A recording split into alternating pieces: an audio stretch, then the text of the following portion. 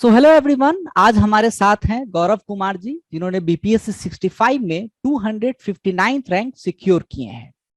Gaurav Kumar ji, many many congratulations हमारे thank you पूरे sir. Team के तरफ से, पूरे आईएएस मैथ्स एकेडमी के टीम के तरफ से।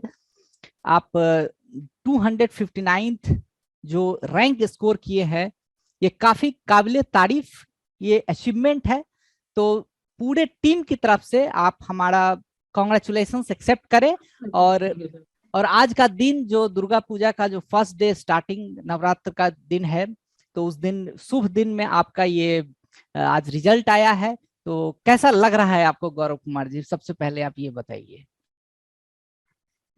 सर सबसे पहले तो आपको थैंक यू बोलना चाहूँगा कि आपने मुझे मौका दिया इस प्लेटफॉर्म पे। और मुझे बहुत रिलीफ फील हो रहा है कि मेरा सिलेक्शन हुआ है। और हैप्पीनेस भी है। काफी हैप्पी आप होंगे, क्योंकि आप ये 2-3 साल जब से मैं आपको जान रहा हूँ, पिछले 4 साल से लगभग हाँ अ, सर। हम आप कांटेक्ट में रहे हैं। 2000 हाँ सर, लगभग 2017 से हम लोग टच में हैं। बिल्कुल 2017 से, उस समय आईएएस मैथ्स एकेडमी जब इंसेप्शन भी नहीं स्टार्टिंग हुआ के था, फेज जस्ट में था। स्टार्टिंग फेज में था, उसी समय आप मुझसे जुड़े थे। तो उसके बारे में भी हम लोग अभी चर्चा करेंगे। तो पहले स्टार्ट करते हैं कि सबसे पहले आप बताइए कि आप बिहार में कहाँ से बिलोंग करते हैं। सर मैं बिहार के नालंदा से बिलोंग करता हूँ, नालंदा डिस्ट्रिक्ट से। ओके। और मेरी शुरुआती पढ़ाई वहीं से हुई है, गवर्नमेंट हम्म। स्कूल से हुई है 10वीं तक। ओके। हाँ सर। मतलब गांव में ही रहकर आपने 10th हाँ तक का। सर मैं, हाँ 10 तक मैंने गांव से किया है। ओके। तो मतलब 10th तक जो गांव में जो सरकारी स्कूल होते हैं, या आपने प्राइवेट स्कूल में सर आपने मैं पढ़ा? सरकारी स्कूल में पढ़ा हूँ। सरकारी स्कूल में पढ़े, वाह।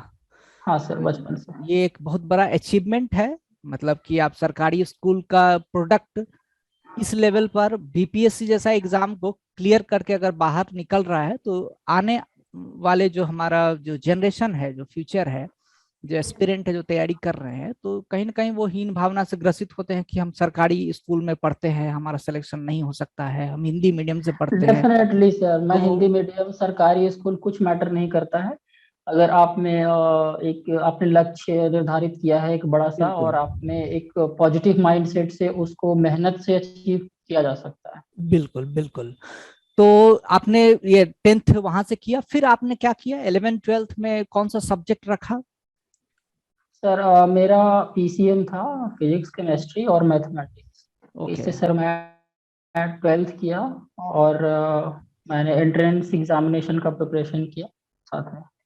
ओके, तो फिर 11th 12th करने के बाद इंट्रेंस एग्जामिनेशन, मतलब फिर आपका ग्रेजुएशन कहाँ से हुआ है?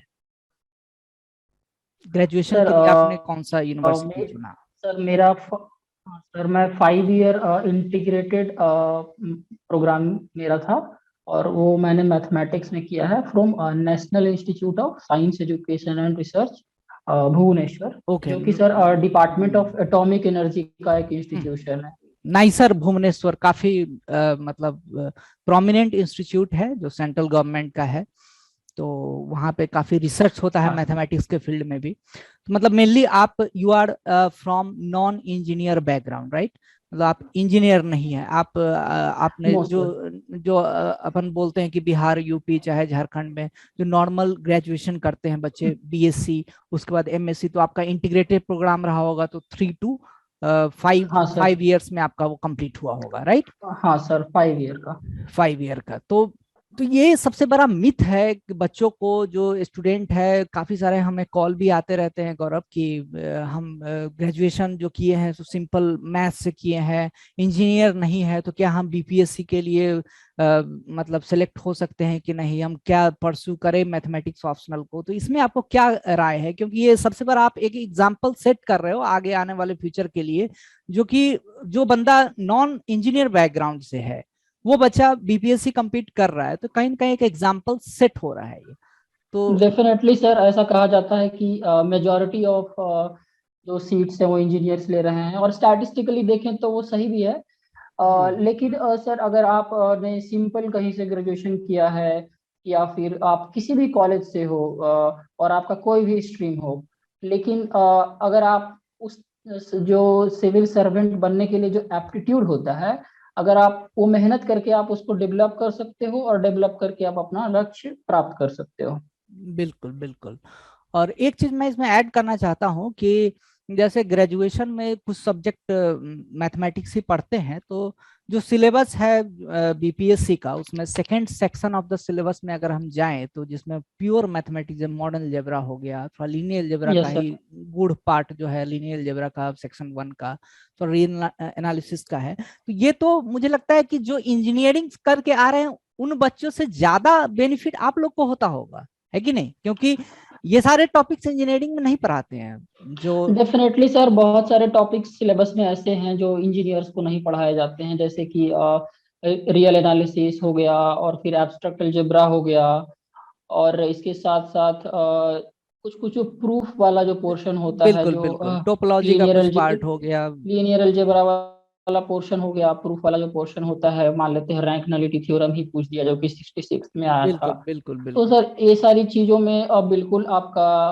काफी पहले से प्रिपरेशन रहता है, तो आपकी मैथमेटिकल मेच्योरिटी ऑलरेडी रहती है, और सिग्निफिकेंट पोर्शन ऑफ सिलेबस आपका ऑलरेडी कवर्ड होता है।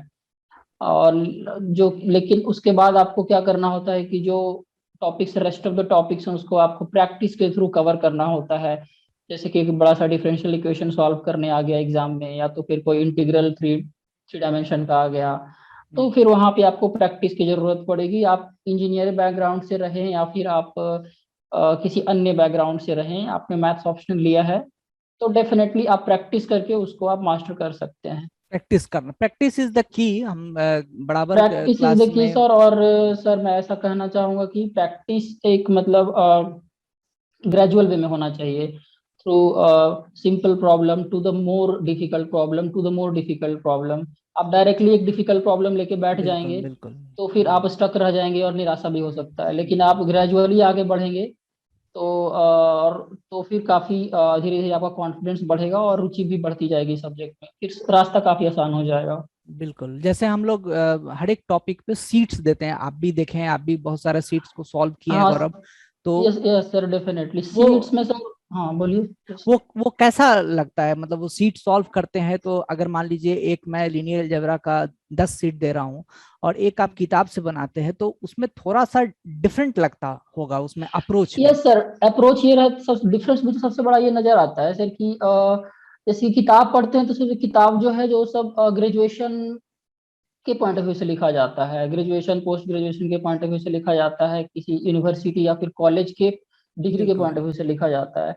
सिविल हम्म, सर्विसेज के पॉइंट ऑफ व्यू से एक डायरेक्टेड प्रॉब्लम्स करने होते हैं, कि हाँ एक डेफिनेट सेट ऑफ प्रॉब्लम्स हैं, उसको हम्म, करने हैं आपको। और बहुत सारे ऐसे प्रॉब्लम्स होते हैं जो बीपीएससी मतलब ऑफ्टन रिपीट करता है या तो उसी डायरेक्शन में पूछता है, तो ये नॉलेज के बेसिस पे अगर कोई डीपीपी प्रिपेयर्ड हो, अगर प्रॉब्लम सेट प्रिपेयर्ड हो, और हम उसको प्रैक्टिस करें, तो टाइम बाउंड मैनर में हर एक सब्जेक्ट को जल्दी जल्दी कवर कर सकते हैं।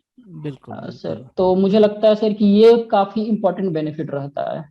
हर एक टॉपिक का मतलब टारगेटेड जो क्वेश्चंस है उनको हाँ, आप करे फिर। टारगेटेड क्वेश्चन कीजिए, सिलेबस लार्ज है सर मैथमेटिक्स का, हम्म। और अगर एक डेफिनेट टाइम फ्रेम में खत्म करना है सिलेबस को, तो फिर हर एक टॉपिक का जो भी प्रॉब्लम सेट है आप उसको करके एक सर्टेन लेवल तक में पहुंच जाते हैं, कि बिल्कुल। जहां से आप एक अच्छा मार्क्स गेन कर सकते हैं। और जैसा कि हम लोग देखते हैं, आप भी देखे होंगे, प्रीवियस ईयर क्वेश्चन वगैरह किए होंगे, तो बीपीएससी का जो क्वेश्चन रहता है तो लगभग सेट पैटर्न का क्वेश्चन है। कुछ प्रूफ का पूछ रहे हैं, कुछ मतलब निकालना है, इवेलुएशन है तो उसी टाइप का ही पूछ रहे हैं।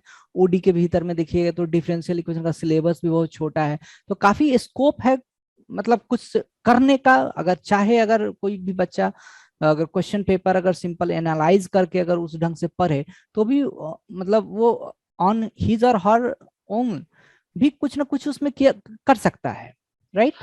हाँ सर, डेफिनेटली ये सब जो अप्लाइड टॉपिक्स हैं, जिसमें क्या है कि एक मैथमेटिकल एप्टीट्यूड चाहिए होता है, बेसिक मैथमेटिकल एप्टीट्यूड, और प्रॉब्लम सॉल्व करने का एक एल्गोरिथम होता है, एक तरीका होता है, वर्किंग रूल होता है, आप उसको समझ जाइए, उसके बाद फिर डेफिनेट सेट ऑफ प्रॉब्लम है, आप उसको मास्टर कर लीजिए, देन बिल्कुल। You will get full marks in that section. Hmm. So that is the biggest benefit of mathematics.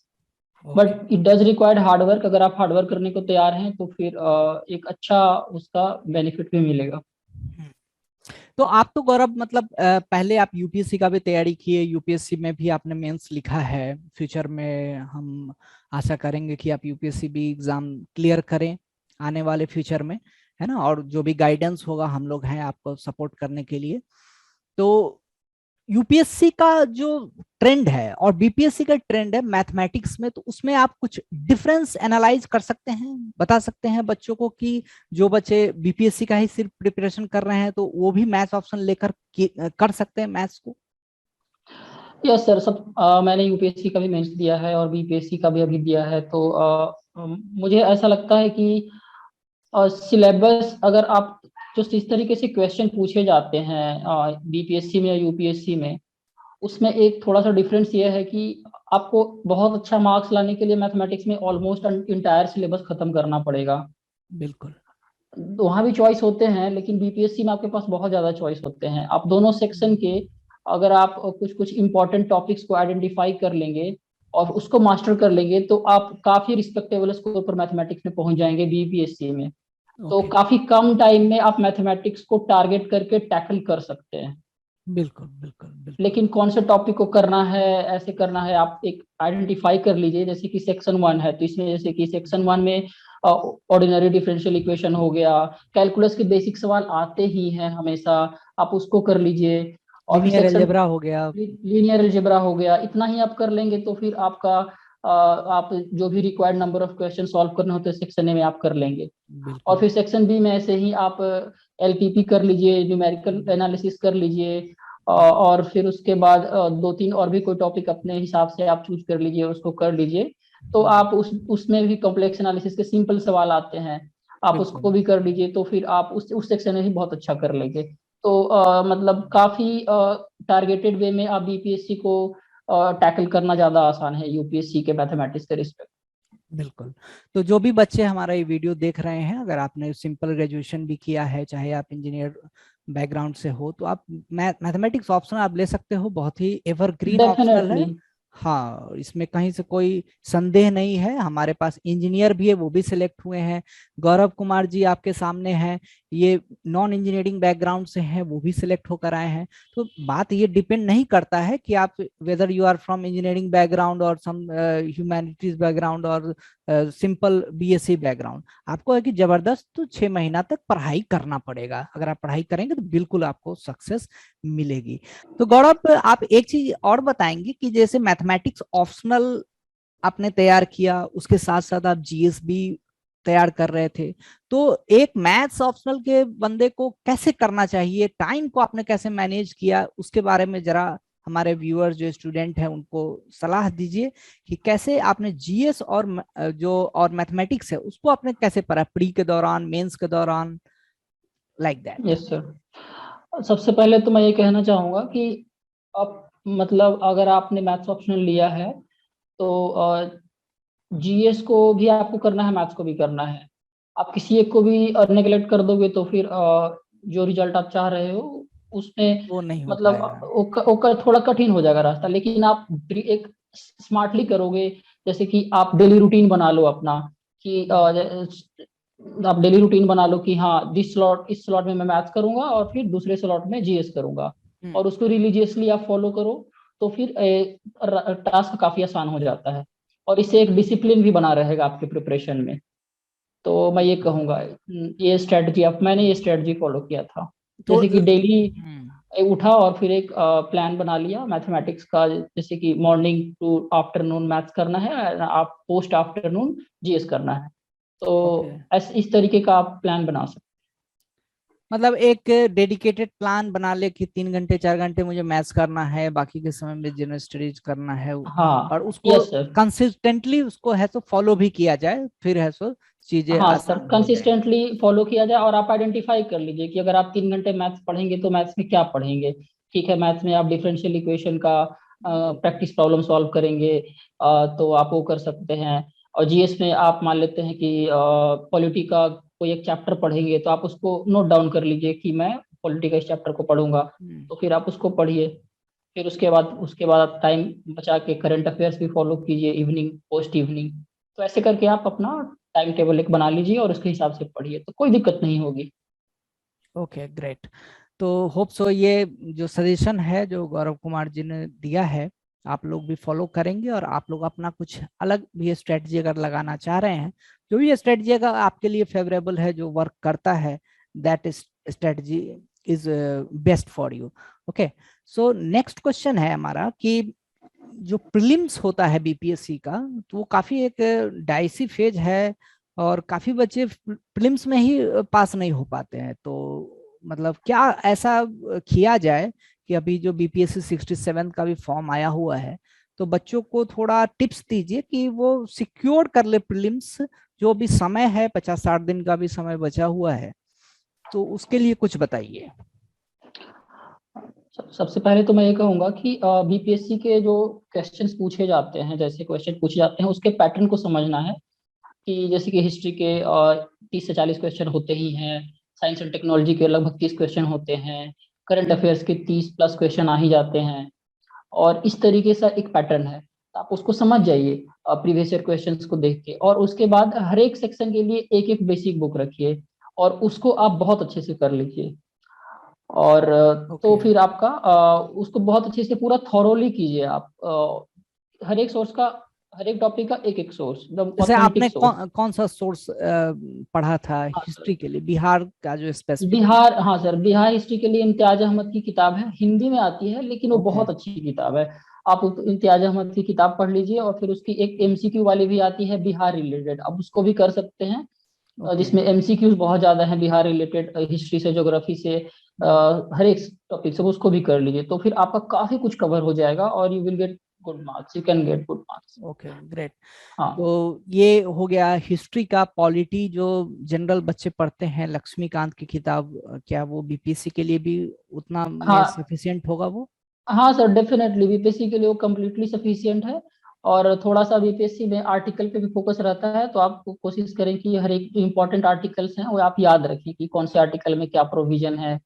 पंचायती राज पे क्वेश्चन होता ही है, तो आप उसको देख लीजिए। तो ऐसे आप प्रीवियस ईयर क्वेश्चंस देख कीजिएगा, तो आपको आइडिया लग जाएगा कि कैसे क्वेश्चंस आ रहे हैं, उस हिसाब से आप फोकस को रीओरिएंट कर लीजिए जब बिल्कुल। लक्ष्मीकांत पढ़ते हो तो। ओके। Yes sir. सो और करंट अफेयर के लिए आपका क्या स्ट्रैटेजी रहा गौरव? सर करंट अफेयर जो बीपीएससी में आता है, इसका थोड़ा सा आपको समझना पड़ेगा, क्योंकि इसमें करंट अफेयर्स फैक्चुअल आता है मोस्टली। और एक तरीके से ऐसे भी क्वेश्चंस आ जाते हैं कभी कभी कि कोई एक स्कीम लॉन्च हुआ है तो किस प्लेस पे लॉन्च हुआ है, कौन से डेट को लॉन्च हुआ है, और प्राइस पे आते हैं क्वेश्चंस। तो इस तरह के जो क्वेश्चंस होते हैं, आप पिछले 8 से 9 महीने का एक कोई भी सोर्स उठा लीजिए, ऐसा इस तरह का आता हो, जैसे कि एक स्पीडी सोर्स है, आप स्पीडी उठा लीजिए। उसके पीछे में एमसीक्यूज बहुत ज्यादा होते हैं, तो आप उसको अच्छे से कवर कर लीजिएगा, तो you will be okay. Able to get lot of questions from that. उसके अलावा एक और कोई भी सोर्स मिल जाए तो आप उसको भी कवर कर सकते हैं, जैसे कि जीके टुडे का एमसीक्यू वाला आता है, आप उसको भी कर सकते हैं। मतलब जो जनरल सोर्स है, जो मार्केट में है, जो बस सभी बस हाँ। बच्चों के पास होता यस। है, उसी को करना है, कुछ बहुत उसी को ज्यादा। करना है, रिलीजियसली हाँ। करना है उसी को, उसी में हाँ। एफिशिएंसी बढ़ाना है, और टारगेट कीजिए कि मतलब 80 to 90% आप करंट अफेयर्स कर लीजिए। एग्जाम में हो जाता है, अगर आपने एक दो सोर्स अच्छे से कर लिया है तो हो जाता है।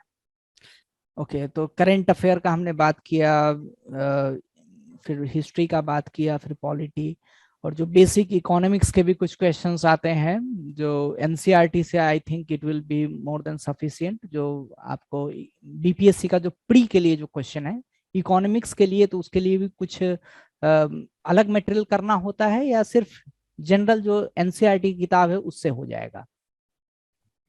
इकोनॉमिक्स के तो सवाल उतने ज्यादा डीप में बीपीएससी पूछते नहीं है, फैक्चुअल सवाल आता है, प्लानिंग पे कोई फैक्ट आ जाता है, ओके। या तो फिर कोई बेसिक सा, कोई करंट अफेयर्स का कोई फैक्ट होता है वो आ जाता है। तो मैं नहीं कहूंगा कि आप बहुत ज्यादा इसके पीछे भागिए।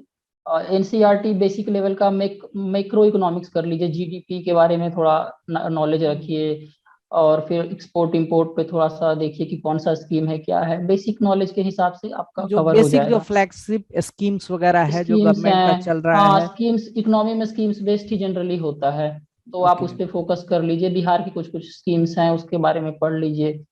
सुकन्या समृद्धि योजना है, इस टाइप के जो बिल्कुल। स्कीम्स हैं तो कर जनरल लेना जो है। फ्लैगशिप स्कीम जो सेंट्रल गवर्नमेंट का बस है, सर। जो बिहार गवर्नमेंट का है, दोनों का मिक्स करके जो स्टूडेंट्स है वो हाँ, उनको अच्छे वो से कर करें लेना है। तो यस काफी sir. It will be helpful to all the student. Helpful.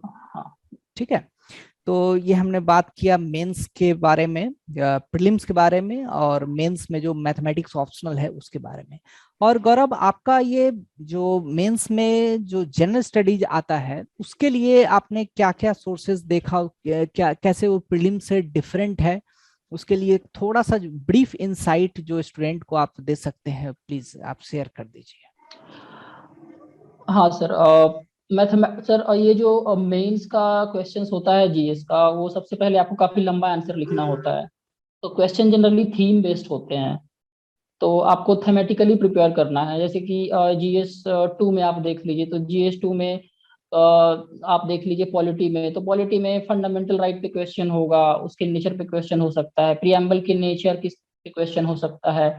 इस तरीके से थेमेटिक क्वेश्चंस आते हैं। तो हर एक थीम को आप उठा उठा के थोरो प्रिपेयर कर लीजिए, एक शॉर्ट नोट्स बना लीजिए। आप फिर उसके बेसिस पे जैसा क्वेश्चन आ रहा है आप उसको यूज करके आंसर करना होता है।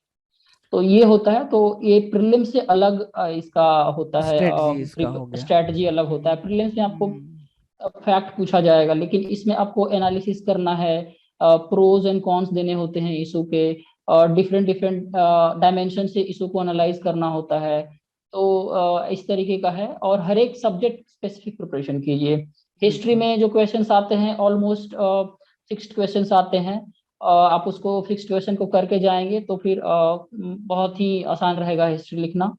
हम्म। और करंट अफेयर्स में कोई भी अगर आप एक मैगजीन फॉलो कर लीजिए जिसको थॉरोली कर सकते हैं। मैंने विजन आईएएस का मंथली मैगजीन किया था। ओके, और फॉर मेंस प्रिपरेशन राइट, जो आपका जो हाँ, मेंस का स्टडी मीन्स है। करंट अफेयर्स का करंट प्रिपरेशन के लिए अफेयर्स। सर। हाँ, ओके। वो। और फिर जीएस टू का जो होता है पॉलिटी लक्ष्मीकांत से एकदम हो जाएगा। उससे आप कर कर लेंगे बहुत अच्छे से। और उसके अलावा जो इकोनॉमिकल पोर्शन है उसको आप प्रीवियस ईयर क्वेश्चंस को देखिए और उस हिसाब से सेल्फ नोट्स बना लीजिए। और कोई भी बेसिक बुक रेफर कर लीजिए और सेल्फ नोट्स बना लीजिए इंटरनेट से सर्च करके उस बेसिस पे। और बिल्कुल। जैसे कि पॉवर्टी पे बना लीजिए, हंगर पे बना लीजिए, डब्ल्यूटीओ पे बना लीजिए। बिहार में क्या इकोनॉमिक अभी स्थिति है, बिहार में अंडर डेवलपमेंट है तो इसका क्या सोल्यूशन है। फाइनेंस कमीशन, 15 फाइनेंस कमीशन है, बिहार को स्पेशल राज्य का दर्जा मिलना चाहिए कि नहीं। इस तरीके से जो भी टॉपिक्स हैं सब पे आप एक छोटा छोटा नोट्स बना लीजिए, मेजर मेजर पॉइंट्स लिख लीजिए और उसी के अलोंग आप एग्जाम में एक्सप्लेन करके आंसर दीजिए। बिल्कुल, बहुत ही आपका और ये स्ट्रेटजी एक अच्छा स्ट्रेटजी है, जिसमें कि अगर स्टूडेंट को पहले अगर अपना कुछ मटेरियल तैयार कर ले साथ में और उसको रिवाइज करे, और जो करंट अफेयर ओरिएंटेड चीज है उसमें चीज को एडअप करते रहें, तो यस काफी सर। अच्छे ढंग से इस चीज में मार्क्स लाया जा सकता है। क्योंकि थोड़ा सा मैं देख रहा हूँ कि बीपीएससी 66 के भीतर में जो जीएस का जो पेपर है वो काफी ट्रेंड उसका थोड़ा बदल गया है पहले से, मतलब 64 65 में अगर देखिए तो अब जीएस का जो पेपर का जो क्वेश्चन का जो लेवल है, थोड़ा अब एनालिटिकल बेस्ड क्वेश्चंस जो है सो अब आने लगे हैं, राइट। हाँ सर, डेफिनेटली। बेसिकली अभी रिसेंटली ऐसा हम देख रहे हैं कि बीपीएससी का जो जीएस का पेपर्स है उसमें क्वेश्चंस की डिफिकल्टी, क्वेश्चंस का जो डिफिकल्टी लेवल है वो बढ़ता जा रहा है। ज्यादा एनालिटिकल क्वेश्चंस आ रहे हैं स्पेशली पॉलिटी में, और कुछ हद तक नए टाइप के क्वेश्चंस आ रहे हैं इकोनॉमी में, और इकोनॉमी वाले सेक्शन के जीएस टू में। हम्म। और सर, जो क्वेश्चंस आ रहे हैं इसके अलावा, जैसे कि करंट अफेयर्स के जो क्वेश्चंस हैं वो ज़्यादा स्पेसिफिक पूछे गए हैं 66 में। तो बीपीएससी अपना लेवल धीरे धीरे रेज कर रहा है, तो इस हिसाब से मैं कहूँगा कि उसी तरीके से हमारा प्रिपरेशन भी उसी डायरेक्शन में होना चाहिए। तो मैं कहूँगा कि कोई भी टॉपिक छोड़िए नहीं, सबको अच्छे से प्रिपेयर करके जाइए। एक ऑथेंटिक करंट अफेयर्स का मैगजीन फॉलो कीजिए। मैं कहूँगा कि विजन आईएएस का जो मंथली मैगजीन है वो अच्छा है, वो कर सकते हैं आप। मैंने वही किया था। और ऐसे करके हर एक टॉपिक पे कॉम्प्रिहेंसिव नोट्स बना के और स्टडी करेंगे तो फिर डेफिनेटली एक अच्छा आंसर लिख पाएंगे। ओके। और राइटिंग इम्पोर्टेंट है इसके लिए कि जो भी आपके पास डेफिनेट नॉलेज है उसका यूज करके किसी एनालिटिकल क्वेश्चंस को कैसे एनालाइज करना है और उसका आंसर फ्रेम करना है। Yes. मतलब बेसिकली जो करंट अफेयर का जो विजन का जो मार्केट में बुकलेट वगैरह आते हैं, मंथली बुकलेट, जिसमें हाँ हाँ। और भी सारी चीजें रहते हैं, पॉलिटी वगैरह, इंटरनेशनल रिलेशन, कुछ क्वेश्चन जो डाइसी क्वेश्चंस आए हैं, मैं भी देखा हूँ बीपीएससी 66 का जीएस 2 का पेपर, वो सिर्फ पॉलिटी के भीतर में ज्यादा घुमा फिरा के क्वेश्चन वगैरह सब जो है। लेकिन उसको भी मुझे लगता है कि यूपीएससी से ज्यादा स्टैंडर्ड नहीं हो सकता है। जो पुराना यूपीएससी का जो 5 साल 7 साल पुराना जो पैटर्न था यूपीएससी में, जो जीएस 2 का जो पेपर आता था, वैसा क्वेश्चन अभी कुछ बीपीएससी में देखने को मिल रहा है। तो क्या यूपीएससी का भी प्रीवियस ईयर क्वेश्चन यहाँ काम कर जाएगा कुछ हद तक? जैसे मान लीजिए हाँ, यूपीएससी का जो हाँ, रेलेवेंट क्वेश्चंस हैं, जो स्टैटिक क्वेश्चंस तो यूपीएससी में पूछे जा रहे हैं, जैसे कि ओके, 66 में देखा गया था कि सेंटर स्टेट में जो एक तरीके से रिलेशन, इम्बैलेंस कॉन्स्टिट्यूशन में, उस पे क्वेश्चन आया था कि India has a centralising like politics पे क्वेश्चन सेंट्रल था। टेंडेंसी है तो फेडरलिज्म सेंट्रल का। टेंडेंसी है फेडरलिज्म का बेसिकली। ओके, तो ये क्वेश्चन यूपीएससी पास्ट ईयर्स में पूछा है कई कई बार। बार पूछा है, तो वो पूछते हाँ, रहते इस हैं, तरह के इससे जो में भी। स्टैटिक क्वेश्चंस बिल्कुल, जो हैं उसको आप रेफर करके उस पे एक थोड़ा सा बड़ा आंसर प्रिपेयर कीजिए। यूपीएससी में तो जनरली 250 या 200 वर्ड में लिखना होता है, अब तो बिल्कुल। हो गया है 150 या 250। लेकिन बीपीएससी में आपको 38 मार्कर लिखना है, जिसमें like at least you will have to write 4 to 4.5 pages. तो उसको और डेप्थ में आप प्रिपेयर कर वो लीजिए नंबर ऑफ जैसे। वर्ड्स कितना चला जाता होगा अप्रोक्स, जो 4.5 पेज में? मैं तो कहूँगा कि 400 तो चला ही जाता होगा। 400 के आसपास, मतलब। हाँ, मतलब 350 to 400 वर्ड्स आप रखिए। और बिल्कुल। कॉम्पैक्ट आंसर लिखेंगे तो 350, अदरवाइज 400 के अराउंड जाएगा। ओके, तो इस ढंग से जो भी स्टूडेंट हैं जो सुन रहे हैं, तो आप अपना जीएस 2 का तैयारी के लिए जो बेसिक जो लक्ष्मीकांत की किताब है उसको तो करें ही, और साथ ही साथ विजन का जो अभी गौरव जी ने बताया है कि विजन का जो मंथली बुकलेट होता है उसको आप लोग मार्केट से लें और उसको स्टडी करें, और थोड़ा सा उसमें नोट्स मेकिंग का हैबिट एक डेवलप करें, क्योंकि जो करंट जो सिनारियो चेंज हो रहा है, पैटर्न चेंज हो रहा है, तो उसमें आप फिर फिट बैठ जाएंगे। गौरव, अब मैं थोड़ा मैथ्स पे ही आते हैं। कि दो क्वेश्चन है हमारा, छोटा छोटा क्वेश्चन है कि अगर बच्चों का एक क्वेश्चन होता है कि सर पूरा सिलेबस नहीं हो रहा है, सेक्शन 1 सेक्शन 2, सेक्शन 1 में तो काफी सारा कर भी लेते हैं, सेक्शन 2 में हम्म। कुछ टॉपिक्स वगैरह है, किसी का मॉडर्न अलजेब्रा नहीं पढ़ने का मन करता है, तो किसी को रियल एनालिसिस पढ़ने का मन नहीं करता है। तो उस केस में आप कुछ स्ट्रेटजी बता सकते हैं? हालांकि लेकिन मैथ्स में इधर से मैं भी देख रहा हूँ 2 साल से मिक्सिंग कर रहा है, तो मिक्सिंग में हम्म। थोड़ा, इसमें आप कुछ थोड़ा लाइट इस पे दिखाइए, रोशनी दिखाइए बच्चों को कि आगे वो कैसे करेंगे वो। मैं तो कहूँगा कि आपको अपना स्कोर ऑप्टिमाइजेशन पे फोकस करना चाहिए। आप ओके। जैसे भी स्कोर ऑप्टिमाइज करें, तो इसके लिए सबसे आसान ये स्ट्रेटजी होगी कि आप दोनों सेक्शन में जो सबसे आसान आसान जो टॉपिक्स है आप उसको बहुत अच्छे से पहले कर लीजिए। उससे हम्म। आपका एक कॉन्फिडेंस बूस्ट हो जाएगा। उसके बाद आप देखिए कि कौन सा एक या दो टॉपिक आप कर सकते हैं उसमें। जो बेसिक ऑफ रिपीटेड जो क्वेश्चंस हैं उसको आप अच्छे से मास्टरी करके जाइए, और वो अगर वो बिल्कुल। क्वेश्चन मैच कर गया तो उसको कर लीजिए। हम्म। ऐसा आउटलैंडिश अप्रोच रखना कि नहीं मैं एब्स्ट्रैक्ट अलजेब्रा कर ही लूंगा, एरिया एनालिसिस कर ही लूंगा, और you start doing it from the very beginning, hmm. That can be a mistake. Okay, तो मतलब एक है कि बेसिक बेसिक सा आइडिया ले लो, प्रीवियस ईयर क्वेश्चन देख लो, और उसको है सो फिर हाँ उतना एटलीस्ट आपको होना चाहिए। जो भारी टॉपिक्स हैं जैसे modern algebra is not cup of T for everyone, right? तो मॉडर्न अलजेब्रा को करने हाँ। के लिए अगर आपके पास उतना एडिक्वेट टाइम नहीं, तो एटलीस्ट आप जो क्लास में हम लोग बताते हैं उसको आप गैदर करो, बस और सर, उतना ही प्रीवियस ईयर अगर अच्छे से क्वेश्चन। कर लेना, जो बिल्कुल। प्रीवियस ईयर क्वेश्चंस हैं उसको समझ के अच्छे से कर लें, तो hmm, most likely you will be able to do the question in the बिल्कुल। एग्जाम। हम्म, क्योंकि ये सब ऐसा टॉपिक है, मेन इसमें समझना है। एक बार समझ गए तो फिर जनरली आधे पन्ने का, एक पन्ने का, छोटा छोटा 4-5 स्टेप में इसके हो जाती है और फाइनल आंसर तक आ जाते हैं, बिल्कुल या तो बिल्कुल। प्रूफ कंप्लीट कर लेते हैं। तो इसी टाइप का होता है। तो वही बेसिक क्वेश्चंस करके जाएं और प्रीवियस ईयर कर लें, तो एक अच्छा लेवल का प्रिपरेशन हो जाता है सब टॉपिक्स में। ओके। अच्छा, और एक क्वेश्चन और था गौरव कि आप लोग को बीपीएससी में कैलकुलेटर अलाउड नहीं होता है, राइट? तो हम्म। आपने कैसे मैनेज किया था क्वेश्चन को करने के लिए? क्या आप मतलब सिंपल वाला कैलकुलेटर जो अलाउड है वो लेकर गए थे, या वो क्वेश्चन अटेम्प्ट नहीं किए थे इस पे? जरा बच्चों को आप बताइए। हम्म, सर ये तो मतलब थोड़ा सा मतलब दुख की बात है कि अलाउड नहीं है, होना चाहिए आइडियली।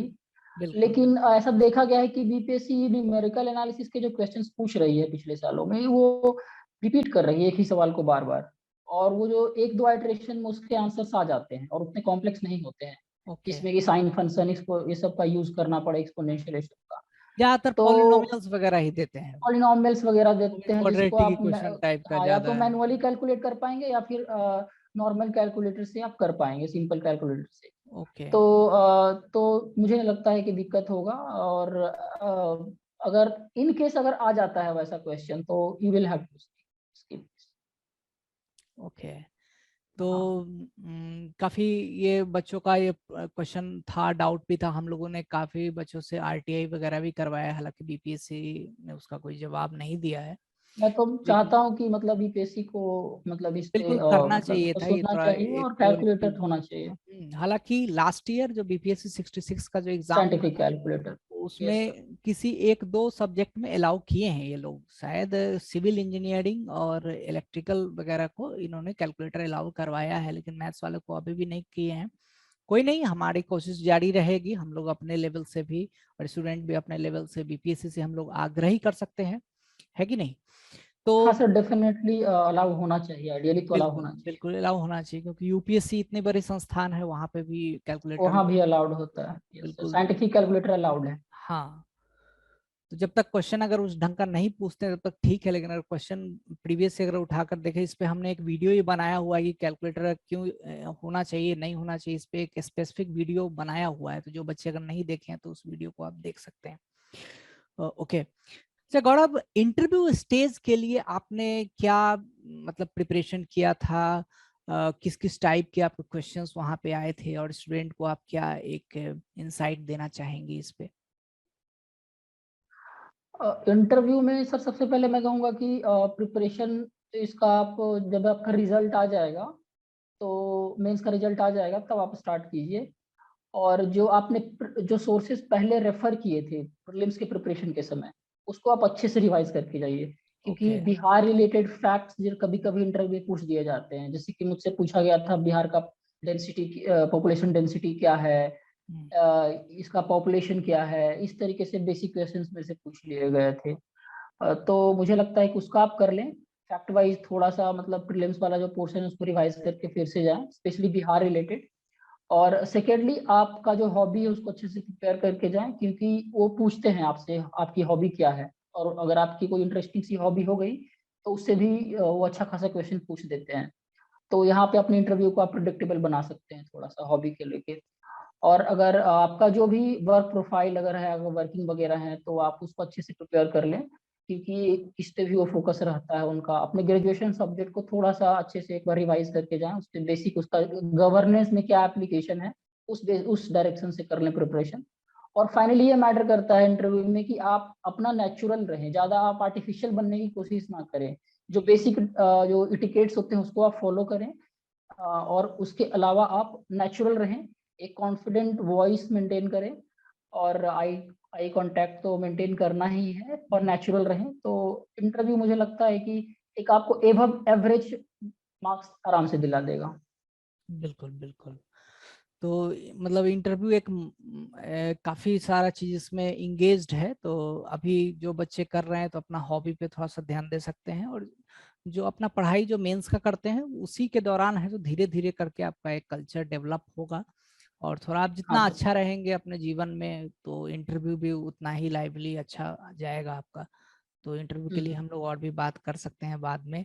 जिनको भी कोई दिक्कत होता है, जो इंट्रोवर्ट है, मान लीजिए कुछ ज्यादा चीज झिझक होती है कुछ पूछने में, क्लास में आप पूछ नहीं पाते हो, तो आप अलग से, मैं बार बार बोलता ही हूँ कि आप बाद में है सो आप फोन करके पूछ लो मेरे से क्वेश्चन, कैसे भी करके आप पूछ सकते हो।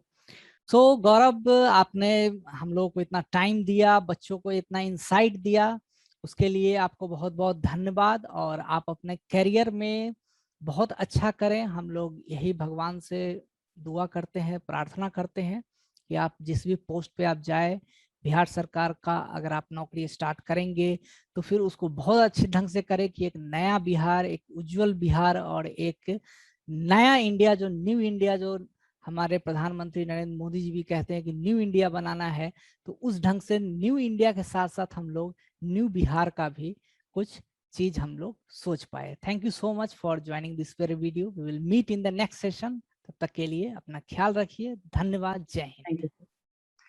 Thank you sir, thanks for your support throughout the journey. बिल्कुल।